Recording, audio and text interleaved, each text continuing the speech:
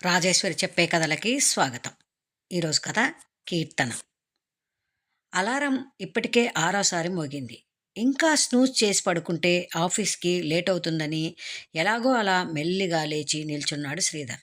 లేవగానే తల దిమ్ముగా అనిపించింది. రాత్రి కొంచెం తక్కువ తాగితే బాగుండు అనుకున్నాడు. టైం 8 దాటింది. 9 గంటలకల్లా ఆఫీస్లో ఉండాలి. బెడ్ పక్కన ఖాళీ సీసాలు, నమిలి పడేసిన నాన్ వెజ్ ఎముకలు చిందరవందరగా పడున్నాయి. నా కొడుకులు తాగడం వెళ్ళిపోవడం, ఎవడు సర్దుతారు ఇదంతా అనుకున్నాడు. తనకున్న క్లోజ్ ఫ్రెండ్స్ ఇద్దరు మాత్రమే. వాళ్ళిద్దరికీ పెళ్ళిళ్ళైపోయాయి. శ్రీధర్ ఒక్కడే బ్యాచిలర్గా ఉన్నాడు. అందుకే వీకెండ్ రాగానే ముగ్గురు కలిసి శ్రీధర్ రూమ్లోనే తాగుతారు. చాలా రోజుల నుండి ఇది జరుగుతుంది. అంతా సర్దేసి హడావిడిగా రెడీ అవ్వడం మొదలుపెట్టాడు. శ్రీధర్కి 33 ఏళ్ళు. తన ఈడువారందరికీ పెళ్ళిళ్ళైపోయి వారి పిల్లలు స్కూలుకు కూడా వెళ్ళిపోతున్నారని తన తల్లి అప్పుడప్పుడు ఫోన్ చేసి బాధపడుతూ ఉండేది. తనకి పెళ్ళి కాకపోవడానికి పెద్దగా కారణాలేమీ లేవు. అందగాడు, మంచి ఉద్యోగం, పిలిచి మరీ పిల్లనిస్తామని చాలామంది సంబంధాలు వచ్చాయి. కానీ శ్రీధర్ ఇంట్రెస్ట్ చూపించలేదు. అసలు పెళ్లి గురించి శ్రీధర్ పెద్దగా ఆలోచించలేదు. కాలేజీ రోజుల్లో ఒక అమ్మాయిని ఇష్టపడ్డాడు. One side love. ఆ విషయం ఆ అమ్మాయికి చెప్పలేకపోయాడు. తర్వాత ఆమెకు పెళ్ళయింది. దాని తర్వాత ఏ అమ్మాయిని చూడలేదు. ఎవరైనా అమ్మాయి తనతో పరిచయం పెంచుకోవాలని చూసినా అవాయిడ్ చేసేవాడు. దీనితో తన జీవితంలో మరో ప్రేమ కథ లేకుండా పోయింది. ఆఫీస్కి వెళ్ళడం, ఇంటికి రావడం, టీవీ చూడటం, మొబైల్ ఫోన్తో గడపటం, వీకెండ్ ఫ్రెండ్స్తో ఎంజాయ్ చేయడం. నెల జీతం రాగానే సగం జీతం ఊర్లో అమ్మ నాన్నలకు పంపడం, మిగతాది తన ఇష్టానికి ఖర్చు పెట్టుకోవడం. కొన్ని సంవత్సరాలుగా ఇదే రొటీన్గా జరుగుతోంది. అయినా శ్రీధర్ ఎప్పుడూ బోర్గా ఫీల్ అవ్వలేదు. నిజానికి తనకి జీవితం చాలా ఈజీగా, హాయిగా ఉంది. తన ఫ్రెండ్ పెళ్లి చేసుకొని పడే పాటలు చూసి నవ్వుకునేవాడు. ఎందుకో కొన్ని సంబంధాలు చూసినా ఏ అమ్మాయి నచ్చేది కాదు. తనకి ఎటువంటి అమ్మాయి కావాలో తనకే క్లారిటీ లేక అలాగే ఉండిపోయాడు. ఆఫీస్కి ఇంకా 20 నిమిషాలుంది. బైక్ స్టార్ట్ చేసి రోడ్డు మీద పడ్డాడు. ఇంకో అరగంటలో ఆఫీసులో ఉంటాడు. బైక్ పైన వెళ్తుంటే ఏవేవో ఆలోచనలు. రోడ్డు మీద వెళ్తున్న జంటలను చూస్తుంటే మనసుకు బాధగా అనిపించింది. జీవితం చాలా రొటీన్గా అనిపించింది. ఇన్ని రోజులు బాగున్నా ఇప్పుడిప్పుడే ఏదో కోల్పోతున్నా అనే ఫీలింగ్ కలిగింది. ఎన్ని రోజులు ఇలా? ఇంకే మార్పు తన జీవితంలో రాదా అనిపించింది. ఆఫీస్, ఇల్లు, ఇల్లు, ఆఫీస్, ఇంతేనా? ఎందుకో ఆఫీస్కి వెళ్ళబుద్ధి కాలేదు. వెంటనే బైక్ సైడ్ చేసుకొని హెచ్ఆర్కి కాల్ చేసి ఆ రోజు హెల్త్ బాగోలేదని లీవ్ తీసుకున్నాడు. పక్కనే ఓ చిన్న టీ కొట్టు ఉంటే టీ తాగుతూ ఓ రాయి పైన కూర్చున్నాడు. ఆ టీ కొట్టు ముందు ఓ డిగ్రీ కాలేజ్ ఉంది. స్టూడెంట్స్ అందరూ అప్పుడే కాలేజీకి వెళ్తున్నారు. సరదాగా జోకులు వేసుకుంటూ ఎంజాయ్ చేస్తున్న వాళ్ళని చూస్తుంటే జీవితంలో ఏదో కోల్పోయినట్టు అనిపించింది. తను క్లాస్ టాపర్ కావడానికి ఎప్పుడూ పుస్తకాలతో ఎలా కుస్తీ పట్టేవాడో గుర్తొచ్చింది. ఇప్పుడు పుస్తకాలే లోకం కావడంతో ఎవరితోనూ ఎక్కువగా మాట్లాడేవాడు కాదు. క్లాస్ ఫస్ట్ రావడమే తన చిన్నప్పటి నుంచి తన ధ్యేయం. ఎప్పుడైనా రాకపోతే తల తీసేసినట్టుండేది తనకు. ఇంటర్లో జిల్లా ఫస్ట్ వచ్చాడు. అదే బీటెక్లో కూడా కంటిన్యూ అయ్యింది. తనకు ఫ్రెండ్స్ కూడా చాలా తక్కువ. మాట్లాడిన చదువు గురించి మ్యాక్సిమం మాట్లాడేవాడు. దీంతో సబ్జెక్ట్లో ఏదైనా డౌట్స్ వచ్చిన వాళ్ళు తప్ప ఎవ్వరూ ఎక్కువగా మాట్లాడేవారు కాదు. అలాంటి టైంలోనే కీర్తనను చూశాడు. కీర్తన తనకు జూనియర్. చాలా అందంగా ఉంటుంది. అందానికి తగ్గట్టుగా హుందాగా ఉండేది. తెలివైంది, బాగా చదివేది కూడా. ఎంతోమంది ఆమెతో మాట్లాడటానికి తెగ ప్రయత్నించేవాళ్ళు. అందరితోనూ ఆమె మొహమాటం లేకుండా చక్కగా మాట్లాడేది. ఆమె ముఖాన్ని చిరునవ్వు ఎప్పుడూ అంటిపెట్టుకుని ఉండేది. అలా ఆమె అందరితోనూ కలుపుగోలుగా ఉండడం తనకెంతో నచ్చేది. తను కూడా ఆమెలా ఉంటే ఎంత బాగుండు అనుకునేవాడు.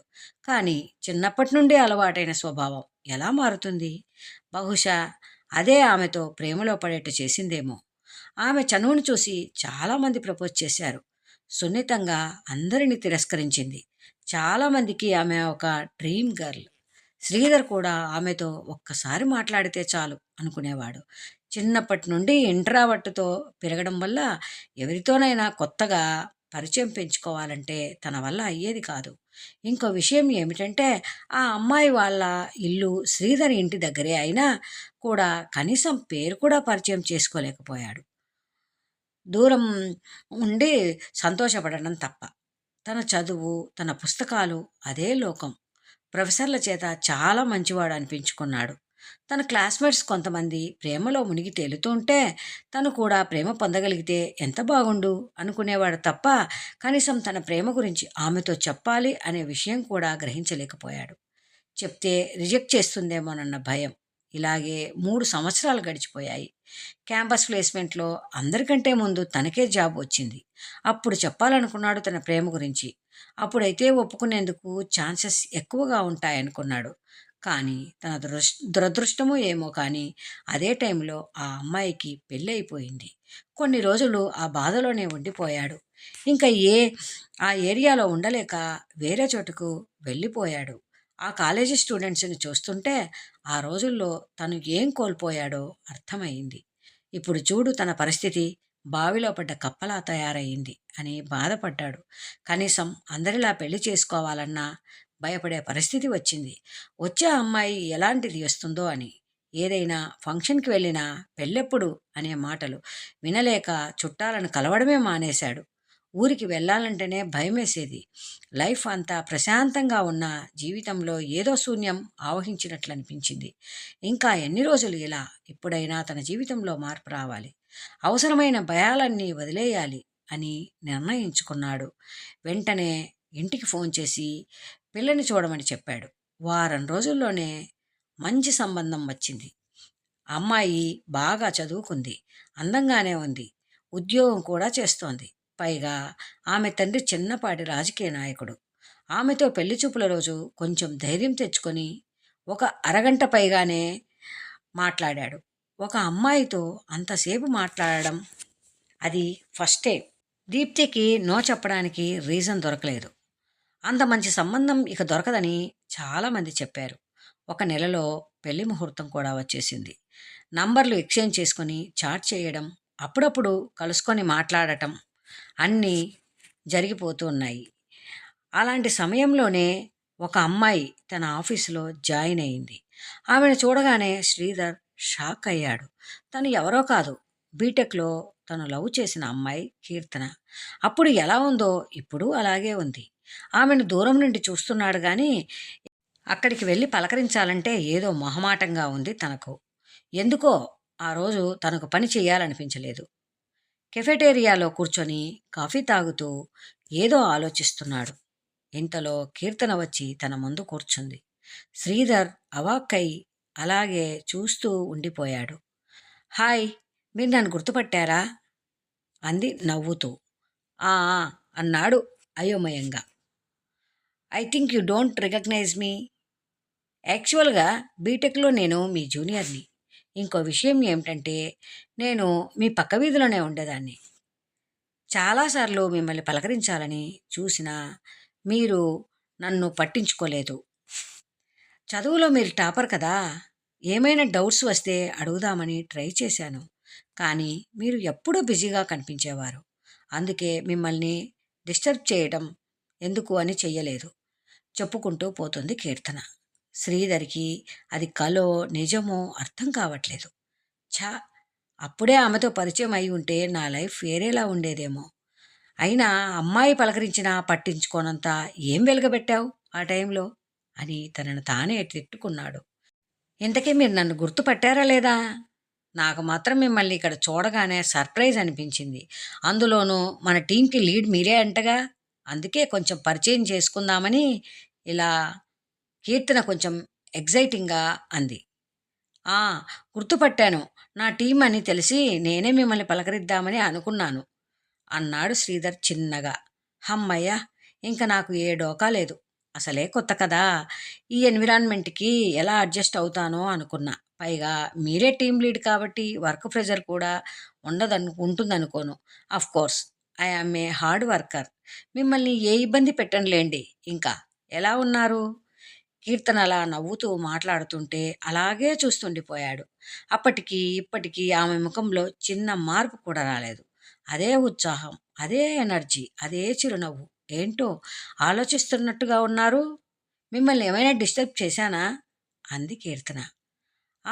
అదేం లేదు. చాలా రోజుల తర్వాత మిమ్మల్ని చూసి కాఫీ నసిగాడు. హం! Cold coffee.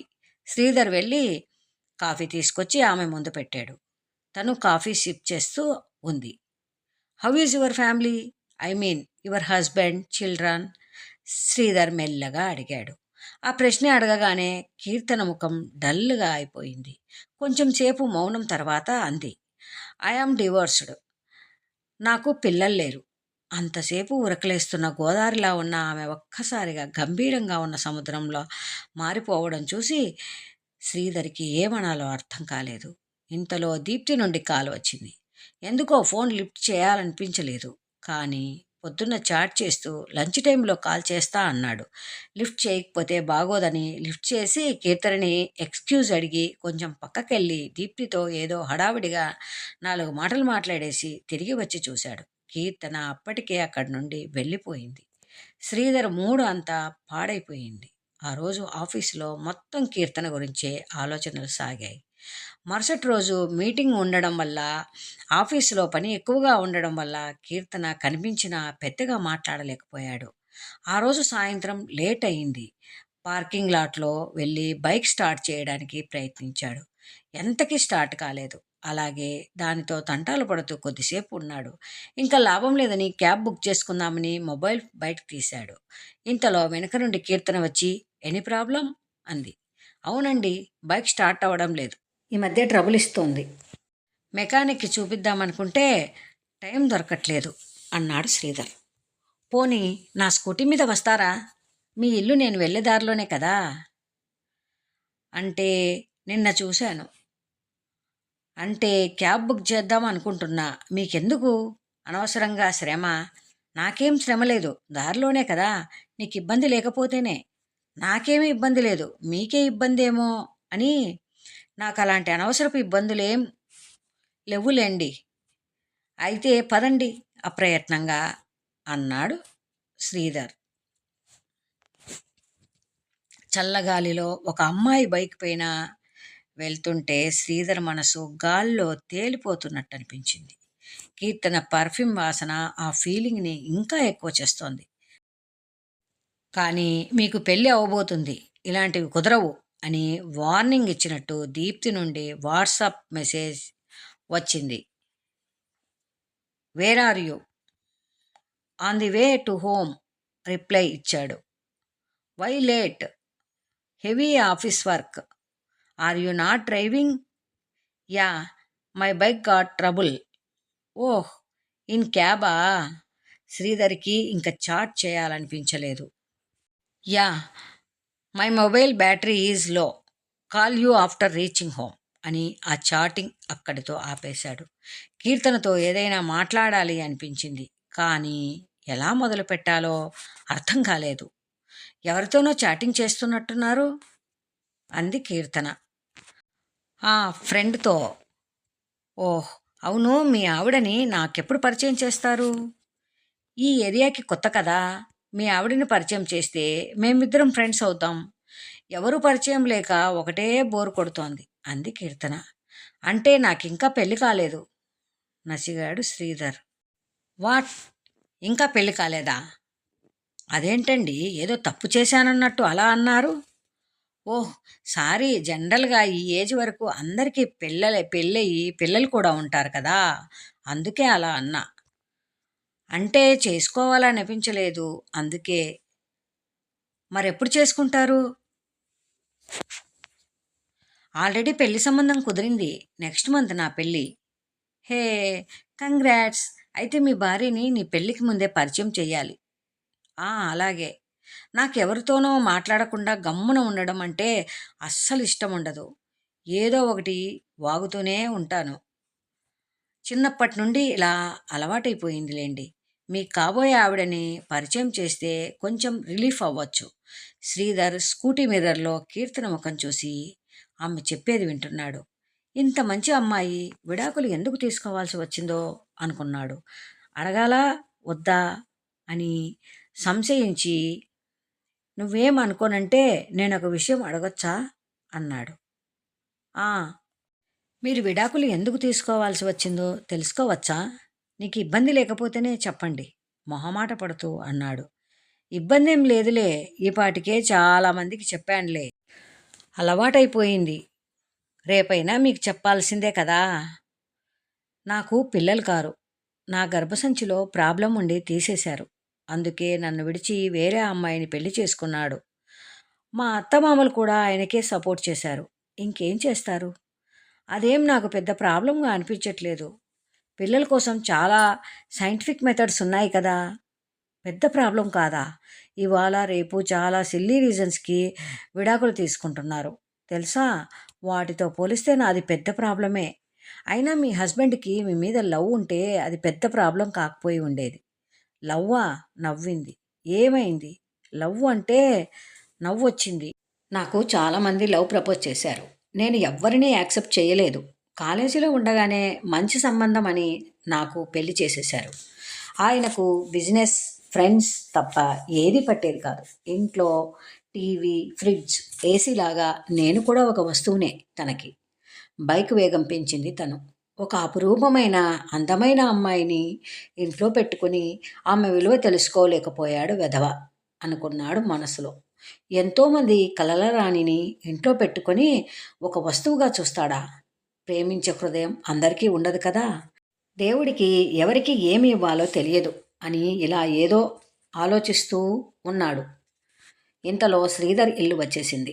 శ్రీధర్ ఈ లోకంలోకి వచ్చి, ఇక్కడ సైడ్ కాపండి అన్నాడు. బైక్ దిగి థ్యాంక్స్ చెప్పాడు. సారీ, నా పర్సనల్ విషయాలు చెప్పి బోరు కుట్టించారనుకుంటా నవ్వుతూ అంది కీర్తన. అదేం లేదు అన్నాడు ఆమె నుదురు మీద చిరు చెమటను చూస్తూ. స్ట్రీట్ లైట్ వెలుతురులో మెరుస్తున్న ఆ చెమట బిందువులు ముత్యాల్లా అనిపించాయి తనకు. Okay bye, good night, bike reverse చేస్తూ అంది తను. Good night. కీర్తన వెళ్ళిపోతుంటే అలాగే చూస్తూ నిల్చుండిపోయాడు. రాత్రంతా శ్రీధర్కి నిద్ర పట్టలేదు. దీప్తి ఫోన్ చేసినా లిఫ్ట్ చేయలేదు. ఇదేంటి, తను కీర్తనతో మళ్ళీ ప్రేమలో పడిపోతున్నాడా? ఈ టైంలో ఇది కరెక్టేనా? అందరూ ఏమనుకుంటారు? అందరి గురించి వదిలేసినా దీప్తికి తెలిస్తే తన గురించి ఏమనుకుంటుంది? ఇలా రకరకాలు ఆలోచిస్తూ ఉండిపోయాడు. రోజులు గడుస్తున్న కొద్దీ శ్రీధర్కి భయం పెరగడం మొదలైంది. కీర్తన తన జీవితంలోకి రాకపోతే దీప్తినే పెళ్లి చేసుకునేవాడిని కదా అని సర్ది చెప్పుకుందాం అనుకున్నా, దేవుడే తన కోసం కీర్తనని తన ఆఫీసుకు పంపాడని మనసు మళ్ళీ మళ్ళీ చెబుతోంది. ఇంకా ఏదో ఒకటి తేల్చుకోకపోతే జీవితాంతం బాధపడాల్సి వస్తుందని నిర్ణయించుకున్నాడు. ఆ రోజు ఆదివారం కావడంతో తీరిగ్గా వరండాలో కూర్చొని పేపర్ చదువుతున్నాడు శ్రీధర్. అప్పుడప్పుడు పిచ్చుకలు శబ్దం చేస్తుండడంతో అటువైపు చూస్తున్నాడు. రెండు పిచ్చుకలు గోడ మీద కూర్చొని సరదాగా సరసాలాడుకుంటున్నాయి. వాటిని కొద్దిసేపు చూసి పేపర్ పక్కన పడేసి ఇంట్లోకి వెళ్ళాడు. ఆమె వంటగదిలో కూరగాయలు తరుగుతూ ఉంది. నుదుటిపై చెమట వస్తుంటే ముంగురులను వెనక్కి సరిచేసుకుంటూ ఉంది. ఆ టైంలో ఒక చెయ్యి తిరిగిన చిత్రకారుడు ఎంతో శ్రద్ధతో వేసిన పెయింటింగ్లా కనిపించింది. ఆ దృశ్యం అదృశ్యం కావద్దు అనుకొని వెంటనే మొబైల్ తీసుకొని ఆమెను దూరం నుండే ఫోటో తీశాడు. కీర్తన అతని వైపు చూసి, ఏం చేస్తున్నావు అంది. ఏం లేదు, నా ఏంజిల్ని ఫోటో తీస్తున్నా అన్నాడు శ్రీధర్. అబ్బో అంది తను టమాటాలు తరుగుతూ. వెంటనే వెళ్ళి ఆమెను వెనక్కి నుండి వాటేసుకున్నాడు. ఏంటండి ఇది అంది ఆమె ఇబ్బంది పడుతూ. నా భార్య నేను వాటేసుకుంటే తప్ప అంటూ ఇంకా బలంగా హత్తుకున్నాడు. ఇంతలో కాలింగ్ బెల్ మోగింది. ముందు ఎవరొచ్చారో చూసిరండి అని కీర్తన అనడంతో వెళ్ళి డోర్ ఓపెన్ చేశాడు. ఎదురుగా దీప్తి నిల్చొని ఉంది. లోపలికి రావచ్చా అంది దీప్తి. ఆమె వెనకాలే ఇంకో అబ్బాయి ఉన్నాడు. ప్లీజ్ కమిన్ అంటూ లోపలికి ఆహ్వానించాడు శ్రీధర్. కీర్తన కూడా వాళ్ళని చూసి హాల్లోకి వచ్చి దీప్తిని విష్ చేసి కూర్చోబెట్టింది. తిను సురేష్, నెక్స్ట్ వీక్ మా మ్యారేజ్ ఉంది, మీరిద్దరూ తప్పకుండా రావాలి అంటూ పెళ్లి పత్రిక తీసి వారి చేతిలో పెట్టింది దీప్తి. ఓహ్, కంగ్రాట్స్ అంటూ తప్పకుండా వస్తాం అంటూ తప్పకుండా వస్తాం అంది కీర్తన. కొద్దిసేపు మాట్లాడాక వాళ్ళిద్దరూ వెళ్ళిపోయారు. దీప్తి చాలా మంచి అమ్మాయి కదండి. నా వల్ల తన పెళ్ళి ఆగిపోయినా అవేమీ మనసులో పెట్టుకోకుండా తన పెళ్ళికి ఇన్విటేషన్ తెచ్చి ఇచ్చింది అంది కీర్తన. అవును అన్నాడు శ్రీధర్ ఆ రోజు కాఫీ షాప్లో జరిగింది గుర్తు తెచ్చుకుంటూ. పెళ్ళి 10 రోజులు ఉందనగా దీప్తిని ఒక కాఫీ షాప్లో కలిసి కీర్తన గురించి చెప్పాడు శ్రీధర్. తను కాలేజీ రోజుల్లో కీర్తనను ఎంతగా ఆరాధించాడో, ఆమె జ్ఞాపకాల్లో వేరే అమ్మాయిని ఎందుకు తన జీవితంలోకి ఆహ్వానించలేకపోయాడో, ఇప్పుడేం జరుగుతుందో అంతా పూసగుచ్చినట్టు చెప్పాడు. వేరే అమ్మాయి అయితే ఎంత రచ్చ చేసేదో తెలియదు, కానీ దీప్తి మాత్రం శ్రీధర్లో ఉన్న నిజాయితీని చూసి అతన్ని అర్థం చేసుకుంది. నెలకో అమ్మాయిని ప్రేమించే ఈ రోజుల్లో అన్ని సంవత్సరాలు ఒకే అమ్మాయిని తలుచుకొని ఉండడం ఆశ్చర్యంగా అనిపించింది తనకు. ఆ టైంలో తనకు గుర్తొచ్చిన ఒకే ఒక వ్యక్తి సురేష్. సురేష్ గుర్తుకు రాకపోయి ఉంటే బరస్ట్ అయ్యి వేరేలా ప్రవర్తించేదేమో. సురేష్ కూడా 6 సంవత్సరాల నుంచి తనకు ప్రపోజ్ చేస్తూనే ఉన్నాడు, కానీ ఎప్పుడూ ఇబ్బంది పెట్టేలా ప్రవర్తించలేదు. సురేష్ ఇల్లు వాళ్ళ వీధి చివరిలోనే ఉండేది. మొదట్లో ఆటో నడుపుకునేవాడు. అక్కడే తనతో పరిచయం అయింది. తర్వాత కారు కొనుక్కొని క్యాబ్ నడిపాడు. ఇప్పుడు సొంతంగా 4-5 కార్ల వరకు కొని క్యాబులకు రెంట్కు ఇస్తున్నాడు. కష్టపడే తత్వం కలవాడు. పైగా ఏ చెడు అలవాట్లు లేవు.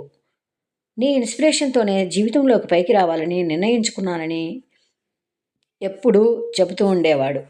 దీప్తి ఐఐఎంలో ఎంబీఏ చేసింది. పెద్ద కంపెనీలో మంచి పొజిషన్లో ఉంది. దాంతో సురేష్ ఎప్పుడూ తన స్టేటస్కి సరిపోడేమో అని దూరం పెట్టింది. అయినా ఈ ప్రేమలు దోమలు వేరే బెటర్ చాయిస్ దొరికేవరకే అన్న అపోహలో ఉండేది తను. ఇప్పుడు అతని ప్రేమలో నిజాయితీ తెలుస్తుంది ఆమెకు. ఆమె మనసు కొంచెం తేలిపోయినట్లు అనిపించింది. ఇంతకీ ఆమెకి ఈ విషయం చెప్పావా లేదా అంది శ్రీధర్ వైపు చూస్తూ దీప్తి. లేదు అన్నాడు శ్రీధర్. ఆమెకు చెప్పకుండానే నాతో పెళ్లికి క్యాన్సిల్ చేయాలనుకుంటున్నారా? ఆమెని మనసులో పెట్టుకొని మిమ్మల్ని పెళ్లి చేసుకోవడం కరెక్ట్ కాదనిపించింది అన్నాడు శ్రీధర్. ఆమె ఒప్పుకోకపోతే? అదంతా నేను ఆలోచించలేదు ఎటో చూస్తూ అన్నాడు శ్రీధర్.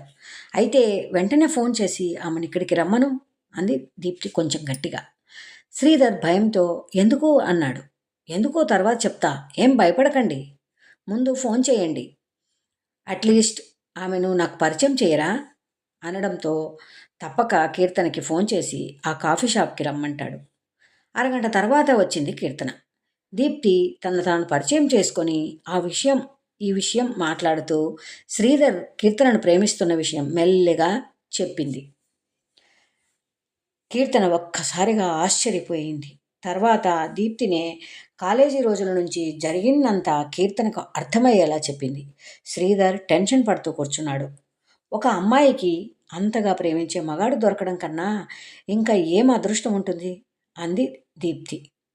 కానీ నాకు పిల్లలు కారు, ఆ విషయం తెలుసుగా అంది కీర్తన బాధపడుతూ. పిల్లలు కాకపోతే ఏం, నిన్నే చిన్నపిల్లలా చూసుకుంటాడు. అంతగా కావాలంటే దత్తత తీసుకోండి, లేదా వేరే విధంగా ట్రై చేయండి, తప్పేం లేదు అంది దీప్తి కీర్తన చెయ్యి పట్టుకొని. కీర్తన కళ్ళల్లో నీళ్లు నిండాయి. తన మనసులోని మాటను దీప్తి చెప్తుంటే ఆశ్చర్యపోయాడు శ్రీధర్. ఏమైనా చెప్పాలనుకుంటున్నావా అంటూ శ్రీధర్ వైపు తిరిగింది దీప్తి. కొంచెం సేపు మౌనం తర్వాత ధైర్యం తెచ్చుకొని, కీర్తన, నిన్ను నా ఇంట్లో వస్తువులా కాదు, నా జీవితంలో వెలుగులా చూసుకుంటా. నిన్ను బాగా చూసుకుంటానన్న నమ్మకం నాకుంది. అదే నమ్మకం నీకు కూడా కలిగేలా చూసుకుంటా అప్రయత్నంగా మాట్లాడేశాడు. దీప్తి కీర్తన వైపు తిరిగి, ఒక ఆడదాని మనసు ఆడదే అర్థం చేసుకుంటుంది అంటారు, కానీ మగాడి మనసు కూడా ఆడదే అర్థం చేసుకుంటే మన జీవితం ఇంకా బాగుంటుంది. నా పెళ్లి గురించి ఆలోచించకు. మా నాన్నకు నేనంటే చాలా ఇష్టం. ఆయన్ని కన్విన్స్ చేయడం నాకు పెద్ద విషయం కాదు. శ్రీధర్ నీకు మంచి మ్యాచ్, ఆలోచించుకో అంటూ లేచి ఆల్ ది బెస్ట్ అంటూ ఇద్దరికి షేక్ హ్యాండ్ ఇచ్చి అక్కడి నుండి వెళ్ళిపోయింది. కొన్ని రోజులకి కీర్తన శ్రీధర్తో పెళ్లికి ఓకే చెప్పింది. అదంతా గుర్తు తెచ్చుకున్న శ్రీధర్ దీప్తి లాంటి మంచి అమ్మాయిలకి అంతా మంచి జరగాలని మనస్ఫూర్తిగా కోరుకుంటూ, ఇందాక ఎక్కడో ఆపాం, అంటూ కీర్తనను వాటేసుకున్నాడు. ఇదండి కథ. మరొక చక్కటి కథతో మళ్ళీ కలుద్దాం. ఈ కథను రచించిన వారు వరుణ్ రావలకొళ్ళు. మీకు ఈ వీడియో కనుక నచ్చినట్లయితే లైక్ చేయండి, షేర్ చేయండి, సబ్స్క్రైబ్ చేయండి. Thank you for watching. మీ విలువైన కామెంట్ని కామెంట్ బాక్స్లో తెలియజేయండి.